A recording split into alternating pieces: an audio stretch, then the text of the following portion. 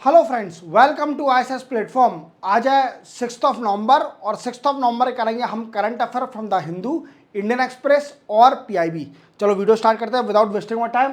देखो आज कुछ मैं आपको डिटेल में पढ़ाने जा रहा हूं, तो आज आपका वीडियो 10:30 पे आएगा। क्लियर? तो आज 10:30 पे आपको वीडियो मिल गया होगा। वैसे रेगुलरली वीडियो मेरा 10 बजे आता है।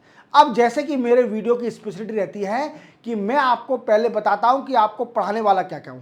तो सबसे पहले मैं आपको पढ़ाऊंगा private property is not material resource of community. जैसे कि अभी सुप्रीम कोर्ट का डिसीजन आया है, 9 जज कॉन्स्टिट्यूशन बेंच अभी डिसीजन आया है सुप्रीम कोर्ट का, जिसमें बोला गया है कि सारी प्रॉपर्टी नहीं कंसिडर करी जाएगी as a material resource of community. अब इसने कौन से डिसीजन को ओवर रूल कर दिया है? 1977 में ऐसा कौन सा डिसीजन आया था जिसको ओवर रूल कर दिया है, और ऐसा कौन सा आर्टिकल है जिसमें यह बोला गया है under article number 39 clause B में बोला गया है कि सारी प्रॉपर्टी, जितनी भी प्राइवेट प्रॉपर्टी है, सारी property is always considered as a material resource of the community. अब ये होता क्या है तो अपन एग्जांपल के साथ समझेंगे। क्लियर? नेक्स्ट अपन पढ़ने वाले हैं new rule for DGP appointment in UP. क्या है दोस्तों? उत्तर प्रदेश के अंदर डीजीपी का अपॉइंटमेंट के लिए चेंजेस कर दिए हैं। अब एक कमेटी सेटअप करी जाएगी। अब वो कमेटी कौन हेड करेगा, और पहले क्या रूल था, पहले कैसे डीजीपी अपॉइंट किया जाता था, ये भी बताऊंगा। क्लियर? देन आफ्टर अपन जानेंगे चलो इंडिया कैंपेन। ये हालांकि मैं बता चुका हूं चलो इंडिया कैंपेन, पर मैं रिपीट कर रहा हूं क्योंकि चलो इंडिया कैंपेन को प्रमोट करने के लिए क्या किया इंडिया ने कि वर्ल्ड ट्रेवल मार्च लंदन में प्रमोट कर रही है चलो इंडिया कैंपेन। अब ये कैंपेन क्या है और टूरिज्म को कैसे बढ़ाएगा ये भी जानेंगे। देन आफ्टर हम जानेंगे डेडिकेटेड फ्लाइट कॉरिडोर। बड़ा ही इंपॉर्टेंट क्वेश्चन है, डायरेक्ट क्वेश्चन आ सकता है आपको। डेडिकेटेड फ्लाइट कॉरिडोर ये इतना इंपॉर्टेंट क्वेश्चन है, मैं आपको बताऊं इतनी इंपॉर्टेंट न्यूज और क्वेश्चन बन सकता है इससे कि आपको डेडिकेटेड फ्लाइट कॉरिडोर पता होना चाहिए क्या होती है डेडिकेटेड फ्लाइट कॉरिडोर, और इवन आपको यह पता होना चाहिए कि इंडिया में कितनी डेडिकेटेड फ्लाइट कॉरिडोर है। समझ रहे हो मेरी बात को? कि आपको यह तक पता होना चाहिए कि इंडिया में डेडिकेटेड फ्लाइट कॉरिडोर कितनी है, और इंडिया का फ्लाइट कितना परसेंटेज जा सकता है 2030 तक, ये तक बताऊंगा। देन आफ्टर अभी जो 2 डेडिकेटेड फ्लाइट कॉरिडोर बन चुकी है, कितना परसेंटेज काम हो गया है, कंप्लीट हो गई है कि नहीं हुई है, और कौन से बजट में डेडिकेटेड फ्लाइट कॉरिडोर प्रपोज करा था। क्लियर? चलते हैं वीडियो स्टार्ट करते हैं विदाउट वेस्टिंग टाइम। देखो फर्स्ट न्यूज है not all private property is material resource of community. Supreme court का अभी एक डिसीजन आया है, 9 जज कॉन्स्टिट्यूशन बेंच बैठी थी। क्या बैठी थी? 9 जज कॉन्स्टिट्यूशन बेंच बैठी थी, और इसमें डिसीजन आ गया है सुप्रीम कोर्ट का जिसमें बोला गया है कि सारी प्रॉपर्टी नहीं कंसिडर करी जाएगी as a material resource of community. अब क्या है, जैसे आप जानते हो कि अंडर आर्टिकल 39B, आप आर्टिकल नंबर 39B पढ़ना, जो कि directive principle of state policy में, किसमें? डीपीएसपी में देखना तो आपको आर्टिकल नंबर 39 दिखेगा, जिसका क्लॉज बी पढ़ना। उस क्लॉज बी में यह बोला गया है कि जितनी भी प्राइवेट प्रॉपर्टी हैं और पब्लिक प्रॉपर्टी हैं वो सारी कंसिडर करी जाएगी as a material resource of the community, और इनको रीडिस्ट्रीब्यूट भी किया जा सकता है अमंग कम्युनिटी। याद रखना ये भी। अब ये है क्या तो दोस्तों, क्या है अब ये चेंजेस क्यों किया? देखो 1977 में एक डिसीजन आया था कोर्ट का जिसका नाम था VR Krishna Iyer in state of Karnataka versus Shri Ranganatha Reddy. Clear? ये 1977 का डिसीजन है कोर्ट का। इसमें बोला गया कि जितनी भी प्राइवेट प्रॉपर्टी है वो कंसिडर करी जाएगी as a material resource of the community as per the article number 39 clause B. Clear? अब इसको 9 जज कॉन्स्टिट्यूशन बेंच ने इसको चेंज कर दिया है और ओवर रूल कर दिया है और बोल दिया है कि सारी प्राइवेट प्रॉपर्टी कंसिडर नहीं करी जाएगी as a community resource of, as a material resource of community. Clear? Clear? इतना क्लियर हो गया आपको? अब सर ये बताइए हमें, ये होता क्या है, कहानी क्या है, ये बताइए। देखो सबसे पहले जैसे मान लीजिए एग्जांपल के साथ समझाता हूं, आपके पास कोई प्राइवेट प्रॉपर्टी है और गवर्नमेंट उसको एक्वायर करना चाहती है, गवर्नमेंट एक्वायर करने रीजन दे रही है कि हम इस प्रॉपर्टी को फॉर पब्लिक पर्पस के लिए एक्वायर करना चाह रहे हैं। क्लियर? तो आपको वो देना ही पड़ेगा, आप कुछ कर नहीं सकते। क्लियर? समझ रहे हो मेरी बात को? अब आपके पास पावर आ चुकी है सुप्रीम कोर्ट के डिसीजन के जरिए कि आप as per the decision of the Supreme Court, जो डिसीजन आया है कल का, उसमें बोल सकते हैं कि सुप्रीम कोर्ट के डिसीजन के हिसाब से all private property are not considered as a material resource of community as per the decision of the Supreme Court, जो कि 9 जज कॉन्स्टिट्यूशन बेंच बैठी थी। क्लियर? समझ में आ गया मेरी बात को? तो अब क्या है कि सारी प्राइवेट प्रॉपर्टी अब मटेरियल रिसोर्स ऑफ कम्युनिटी नहीं कंसिडर करी जाएगी, ये सुप्रीम कोर्ट का डिसीजन आ चुका है। याद रखोगे, मैंने एग्जाम्पल के साथ आपको क्लियर भी कर दिया कि डिसीजन क्या है। समझ रहे हो मेरी बात को? मैं क्या कहना चाह रहा हूं कि सुप्रीम कोर्ट का, अभी मैंने कल आपको न्यूज क्यों नहीं बताई थी, क्योंकि ट्यूसडे को उसकी सुनवाई थी, वीकेंड से हियरिंग चल रही थी सुप्रीम कोर्ट में, इसलिए मैंने आपको कल नहीं बताया। मुझे मालूम था मैं आपको क्लियर करूंगा जब इसका रिजल्ट वर्डिक्ट आ जाएगा, जब इसका वर्डिक्ट आ जाएगा। और मैंने आपको क्लियर कर दिया, सुप्रीम कोर्ट ने डायरेक्ट बोल दिया कि सारी प्राइवेट प्रॉपर्टी नहीं कंसिडर करी जाएगी as a material resource of the community. हालांकि इसमें एक बात देखना कि इसका जो डिसीजन आया था 1977 में, V R Krishna Iyer in state of Karnataka versus Shri Ranganatha Reddy, इसमें बोला गया कि सारी private as well as public property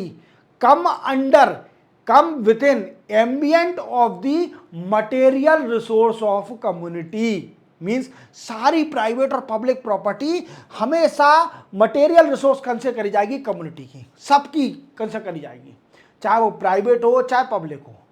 ठीक है? गवर्नमेंट कभी भी एक्वायर कर सकती है फॉर द पब्लिक पर्पस के लिए। क्लियर? अब क्या है, अब सुप्रीम कोर्ट का डिसीजन आ गया है, सुप्रीम कोर्ट का डिसीजन आ गया, इसमें बोल दिया कि नहीं, सारी प्रॉपर्टी नहीं, कुछ प्रॉपर्टी हो सकती है, but not that particular phase कि आप सारी प्रॉपर्टी को मटेरियल रिसोर्स बना दो कम्युनिटी का। कुछ प्रॉपर्टी मैं मान सकता हूं that all property are not considered as a material resource of community.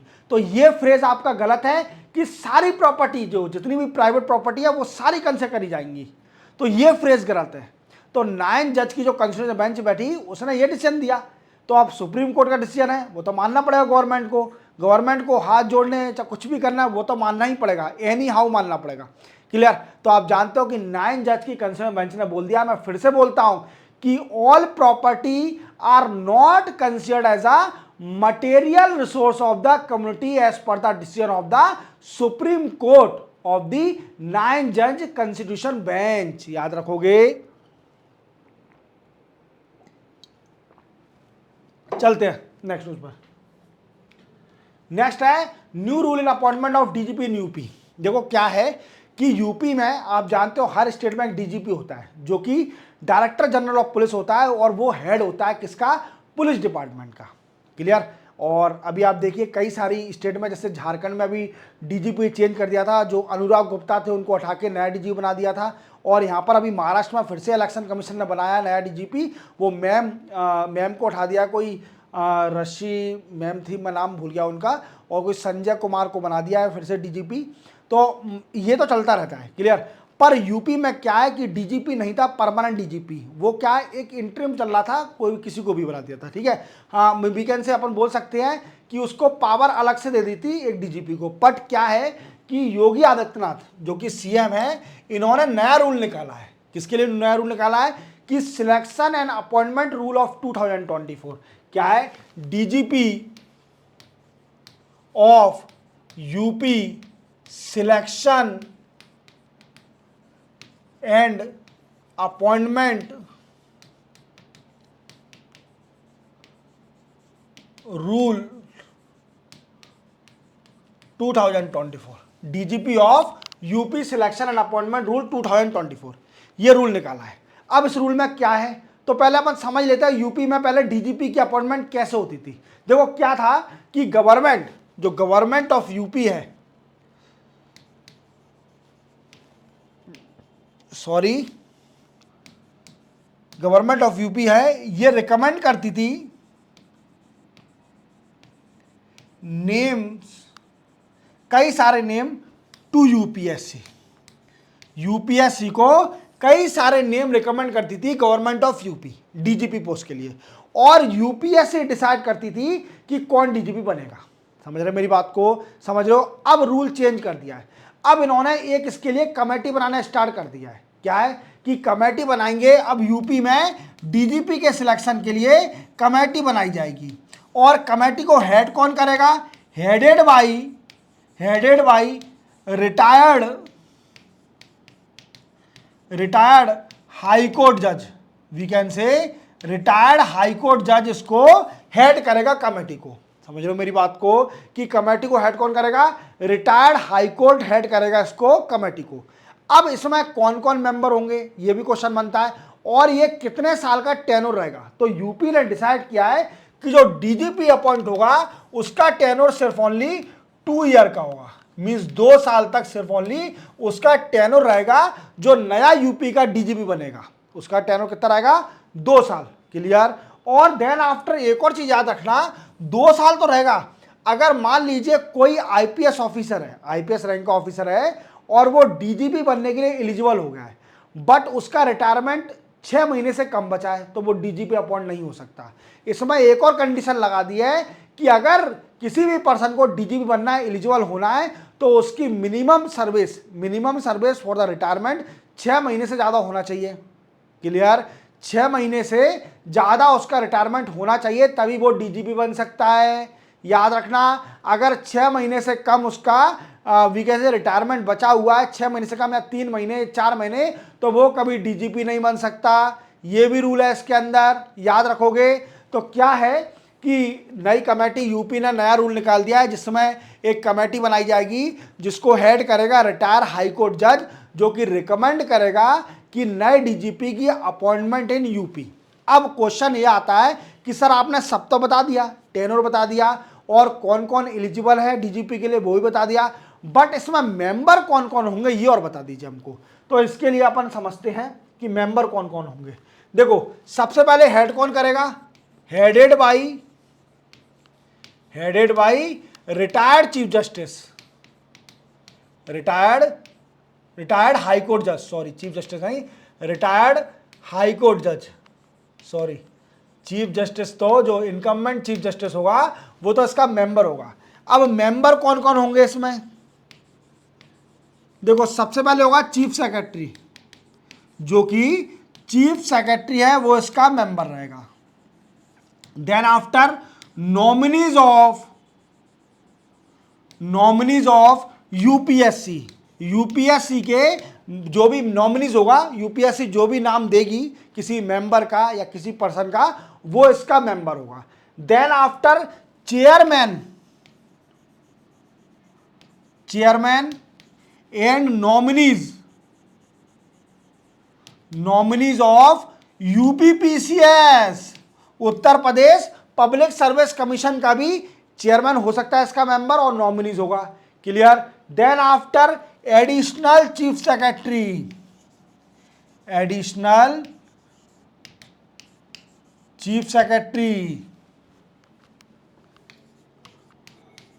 Clear, additional chief secretary भी इसका मेंबर होगा। अब इसके साथ साथ और कौन मेंबर होगा, तो इसके साथ साथ एडिशनल चीफ सेक्रेटरी के साथ साथ प्रिंसिपल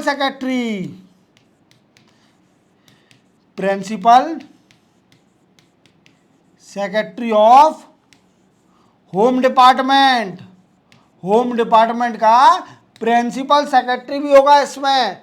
तो ये कई सारे मेंबर होंगे इसके कमेटी के जो कि नाम रिकमेंड करेंगे for the post of DGP in UP. तो आप समझ रहे हो आप मेरी बात को कि यूपी ने कितना अच्छा डिसीजन लिया है। ये डीजीपी के अपॉइंटमेंट का इतना कंट्रोवर्शियल है, मैं आपको बताऊं कि अभी झारखंड जब भी किसी भी स्टेट में इलेक्शन आते हैं तो हर वक्त डीजीपी हटता है।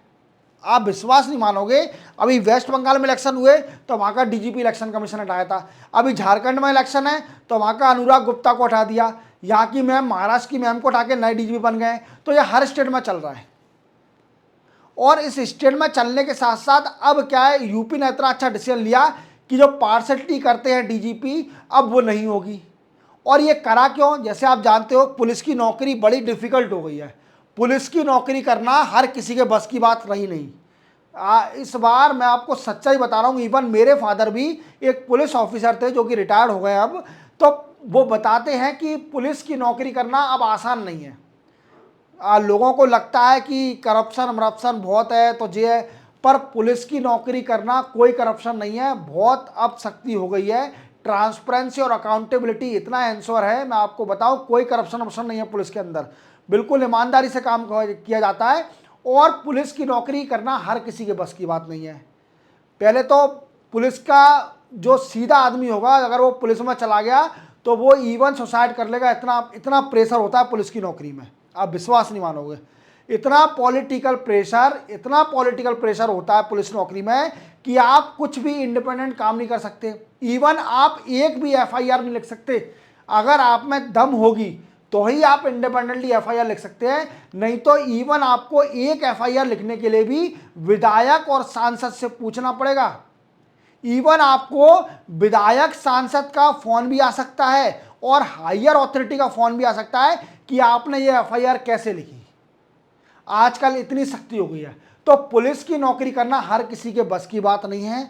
मैं आपको बताऊं पुलिस की नौकरी वही कर सकता है जो दबंग होगा, जो सिंघम होगा, या फिर जो कि वीकेंड से वो क्या कह सकते हैं राउडी राठौर होगा। क्लियर?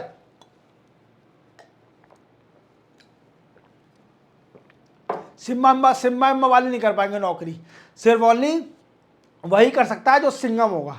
सिम्बा के बस की बात नहीं रही नौकरी करना। चलते हैं नेक्स्ट क्वेश्चन पर। नेक्स्ट है चलो इंडिया कैंपेन। देखो मैंने आपको प्रीवियस लेक्चर में बताया था कि चलो इंडिया कैंपेन क्या है। अब मैं आपको देखो डिटेल में समझाता हूँ। चलो इंडिया कैंपेन बताया था मैंने कि ये टूरिज्म को प्रमोट करने के लिए चलो इंडिया कैंपेन वीकेंड से इंडियन गवर्नमेंट स्टार्ट करी थी। क्लियर? अब इस समय क्या था, जितने भी ओवरसीज सिटीजन ऑफ इंडिया हैं वो अपने 5 फ्रेंड को रजिस्टर करके वीज़ा फ्री अपनी कंट्री में ला सकते हैं। इंडिया में उनको वीज़ा फ्री एंट्री मिल सकती है। हर overseas citizen of India card holder को अपने 5 फ्रेंड को वीज़ा फ्री एंट्री दिलवा सकते हैं इंडिया के अंदर। क्लियर? अब क्या है चलो इंडिया कैंपेन में अपन समझते हैं थोड़ा। देखो मैं आपको थोड़ा कॉमेडी समझाता हूँ। क्या है कि आप कभी जाते होंगे आर्कियोलॉजिकल साइट को देखने के लिए, या फिर कभी ताजमहल देखने गए होंगे, तो आपने देखा होगा कि आपको बड़ा ही मतलब ट्रीट, आपको कुछ अच्छी तरह से ट्रीट नहीं मिलता। आप ताजमहल घूमने जाते हो तो आपको ये तो नहीं है कि रेड कारपेट बिछा के आपको स्वागत किया जा रहा है। ये करा जाता है किसके साथ? टूरिस्ट के साथ, जो कि फॉरेन टूरिस्ट है उसके साथ रेड कारपेट बिछा के बहुत अच्छा व्यवहार किया जाता है, बिहेवियर किया जाता है। हालांकि हमारे साथ गंदा बिहेवियर नहीं किया जाता, बट हम न्यूट्रल रहते हैं। और हमको जो टिकट वो मिलता है, जो 20 या 50 रुपए का टिकट, वो जो बैंकों में वो डॉट मैट्रिक प्रिंटर होते हैं वैसा एक टिकट मिलता है। और आप फॉरेनर का टिकट देखना, उसमें आपको आर्कियोलॉजिकल पूरी साइड, इवन इस आर्कियोलॉजिकल साइट का एक एक कोना भी उसमें मेंशन करा जाएगा कि भाई ये घूम लेना। तो समझ लो कि फॉरेनर को इतने अच्छा ट्रीट करा जाता है और हम लोगों को ऐसा ट्रीट करा जाता है कि खुद घूम लो, कोई गाइड की जरूरत नहीं है। और गाइड करना, क्योंकि क्या है कि इंडिया के अंदर फॉरेन टूरिस्ट जो आते हैं वो हमको इतना फॉरेन रिजर्व देते हैं। जैसे आप ताजमहल घूमने जाइए, एग्जाम्पल देखिए, तो आपका टिकट लगेगा 20 रुपये, और वही फॉरेनर अगर लेता है टिकट तो वो देगा $20। तो किसकी इज्जत ज़्यादा करी जाएगी? आज की दुनिया में पैसा खेल है। अगर जो ज़्यादा पैसा दे रहा है तो $20 कितने बराबर हो गए? वीकेंड से मल्टीप्लाई कर लीजिए 20 × 85। क्लियर? समझ रहे हो मेरी बात को? तो इतना पैसा दे रहा है वो ताजमहल घूमने का, और आप क्या दे रहे हो? 20 रुपये दे रहे हो। तो आपको ट्रीट क्यों करा जाएगा? उसको ट्रीट करा जाएगा क्योंकि अभी वर्ल्ड में आप जानते हो कि ट्रेड रिलेशन जितने भी होते हैं वो सारे फॉरेन रिजर्व से होते हैं, क्लियर, डॉलर से होते हैं। जब आपको डॉलर मिल रहा है, फॉरेन करेंसी मिल रही है, तो आपका फॉरेन रिजर्व बढ़ रहा है और आपकी इकोनॉमी एनहांस हो रही है। और फॉरेन रिजर्व का जब अपन इकोनॉमी पढ़ेंगे तो मैं आपको बताऊंगा कि फॉरेन रिजर्व का कितना बड़ा मेजर रोल प्ले करता है किसी भी देश की इकोनॉमी में, और उसके आपके डायरेक्ट रिलेशन भी बताऊंगा कि कहाँ का यूजेबिलिटी आती है इसकी फॉरेन रिजर्व की, और जो फॉरेन करेंसी है इसकी यूजेबिलिटी बताऊंगा, और इसको कैसे रिलेट करेंगे अपन दूसरे दूसरे कामों से, दूसरी दूसरी एक्टिविटियों से। तो ये सब समझने की जरूरत है। तो यही सिर्फ मजाक के लिए बताया था, क्लियर। चलो इंडिया कैंपेन, अब क्या है, इंडिया चाह रही है कि चलो इंडिया कैंपेन लॉन्च किया है इसने वर्ल्ड ट्रेवल मार्ट्स में, लंदन में वर्ल्ड ट्रेवल मार्ट्स चल रहा है, और यहां पर इसने इंडिया ने चलो इंडिया कैंपेन लॉन्च किया है। अब ये है क्या, तो क्या है चलो इंडिया कैंपेन, क्या है, जितने भी ओवरसीज सिटीजन ऑफ इंडिया, क्या है, OCI, जितने भी कार्ड होल्डर हैं, जितने भी OCI कार्ड होल्डर हैं, वो अपने 5 फ्रेंड, जो कि 5 फॉरेनर फ्रेंड हैं, उसको इंडिया में ला सकते हैं और उनको वीजा फ्री एंट्री मिल जाएगी। क्या मिल जाएगी, वीजा फ्री एंट्री मिल जाएगी, वीजा फ्री एंट्री दी जाएगी उनको, क्लियर। अब ये क्यों, क्योंकि क्या है, इंडिया चाहती है अपना टूरिज्म प्रमोट करना। इनक्रेडिबल इंडिया जानते हो, यह है इनक्रेडिबल इंडिया, समझ रहे हो मेरी बात को। तो इंडिया का दिखाना कि देखो हमारा इंडिया कैसा है, महान, हमारा देश महान है, ये दिखाने के लिए चलो इंडिया कैंपेन और फॉरेन रिजर्व कमाने के लिए, टूरिज्म को प्रमोट करने के लिए ये प्रोग्राम स्टार्ट किया चलो इंडिया कैंपेन, जिसमें हर OCI कार्ड होल्डर, हर OCI कार्ड होल्डर क्या करेगा, वो अपने 5 फ्रेंड जो कि फॉरेनर फ्रेंड होंगे उनको वीजा फ्री एंट्री करा सकता है इंडिया के अंदर। अब वो कैसे कराएगा, तो दोस्तों इसके लिए एक पोर्टल खोला जाएगा, इसके लिए एक पोर्टल खोला जाएगा, और पोर्टल में वो अपने 5 फ्रेंड का नाम रजिस्टर करेगा। सबसे पहले क्या करेगा, रजिस्टर्ड करेगा 5 फ्रेंड का, और उसको एक कोड मिलेगा, क्या मिलेगा, यूनिक कोड मिलेगा उसको, और जो उसके 5 फॉरेन फ्रेंड हैं वो इस यूनिक कोड का यूज करके वीजा फ्री एंट्री कर सकते हैं इंडिया के अंदर। समझ रहे हो मेरी बात को। तो चलो इंडिया कैंपेन किसने स्टार्ट किया है, मिनिस्ट्री ऑफ टूरिज्म ने, to enhance the tourism in India, that is the main motive behind starting the Chalo India campaign. समझ गए, सिंपल था, याद रखना। और ये अभी इंडिया इसको कई जगह प्रमोट कर रही है। इंडिया ने अभी वर्ल्ड ट्रेड मार्ट जो कि लंदन में चल रहा है, वहाँ पर इसको अपना एक स्टॉल लगाया है और चलो इंडिया कैंपेन को प्रमोट कर रही है, क्लियर, याद रखना। चलते अपन नेक्स्ट क्वेश्चन पर।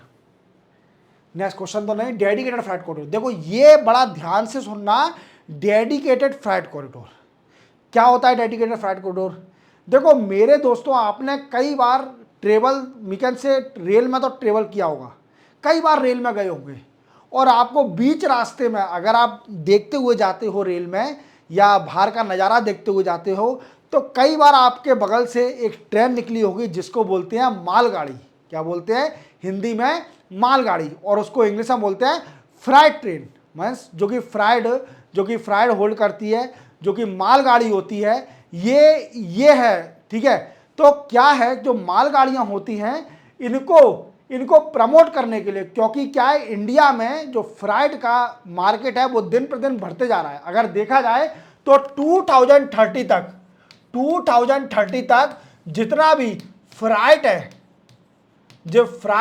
फ्राइट ट्रांसपोर्टेशन, ये इतना हो जाएगा इंडिया के अंदर 45%, we can say 45% of the transportation of the freight through rail.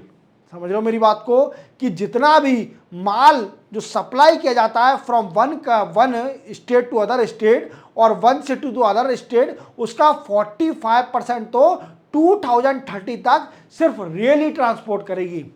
अब इसको ट्रांसपोर्ट करने के लिए इतना मार्केट एनहांस होते जा रहा है, तो इसको वीकेंड से अपनी कैपेसिटी बढ़ानी पड़ेगी, रेलवे को अपनी कैपेसिटी को भी तो एनहांस करना पड़ेगा। या तो उसको अपनी रेल वीकेंड से रेल का कवरेज बढ़ाना पड़ेगा, या फिर उसको जो वीकेंड सप्लाई चेन है उसको भी एनहांस करना पड़ेगा। क्लियर?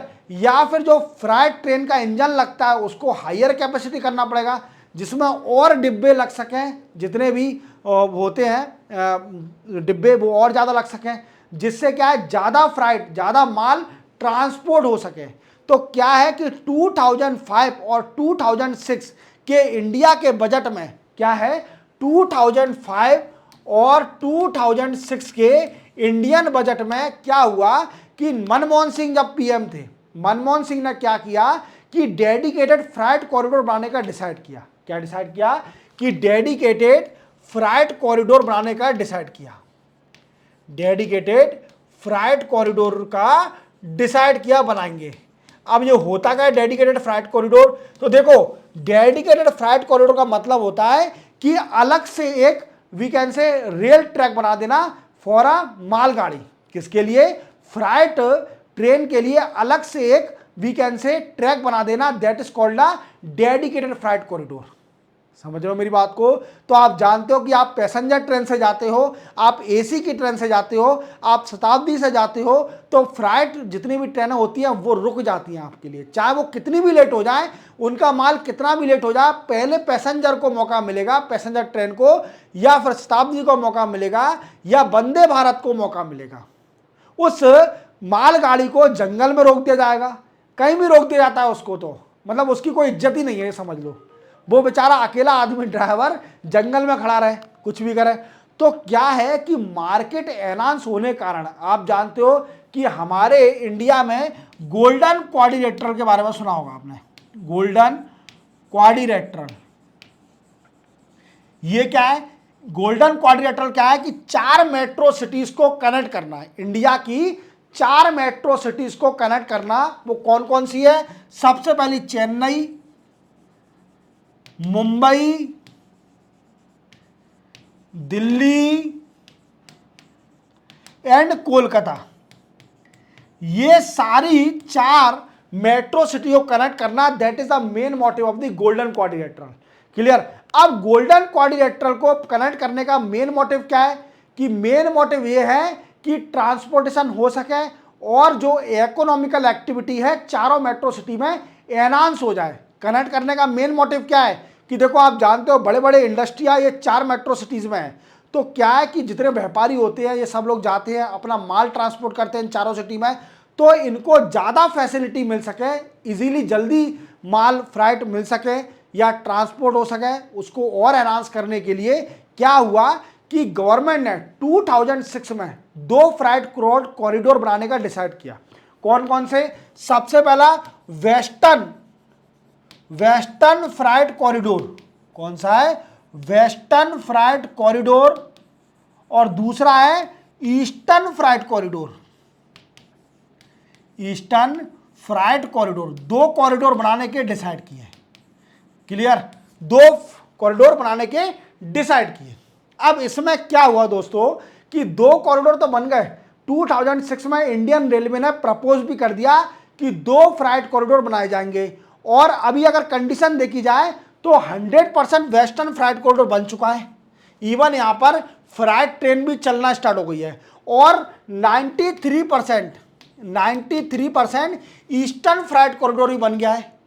काम इसका 93% कंप्लीट हो चुका है। और 2025 तक, वीकेंड से 2025 तक दोनों फ्राइट कॉरिडोर बन जाएंगे। क्या बन जाएंगे? दोनों फ्राइट कॉरिडोर बन जाएंगे 2025 तक, और वर्क में भी आ जाएंगे। तो क्या है कि फ्राइट कॉरिडोर बहुत इंपॉर्टेंट है हमारी इंडियन इकोनॉमी के लिए, क्योंकि 45% बाई 2030 जितना भी फ्राइट होगा वो रेलवे से किया जाएगा बाई 45% बाई 2030 तक। क्लियर? तो क्या है कि सप्लाई चेन को एनहांस करने के लिए, कैपेसिटी एनहांस करने के लिए इंडियन रेलवे की, तो ये फ्राइट कॉरिडोर बनाए जा रहे हैं। और अभी 2 फ्राइट कॉरिडोर बन चुके हैं। कौन कौन से? वेस्टर्न फ्राइट कॉरिडोर और ईस्टर्न फ्राइट कॉरिडोर। क्लियर? जिसमें से वेस्टर्न फ्राइट कॉरिडोर तो पूरा बन गया है और ईस्टर्न फ्राइट कॉरिडोर का काम 93% कंप्लीट हो गया है। याद रखना। तो आप बता सकते हो कि फ्राइट कॉरिडोर क्या है, डेडिकेटेड फ्राइट कॉरिडोर क्या है, और इसको पूरी तरह से याद रखना। इसी के साथ 6 नवंबर के करंट अफेयर कंप्लीट होते हैं। चैनल को सब्सक्राइब और बेल आइकन प्रेस करना ना भूलना। मिलते हैं हम कल नए करंट अफेयर के साथ, तब तक के लिए जय हिंद।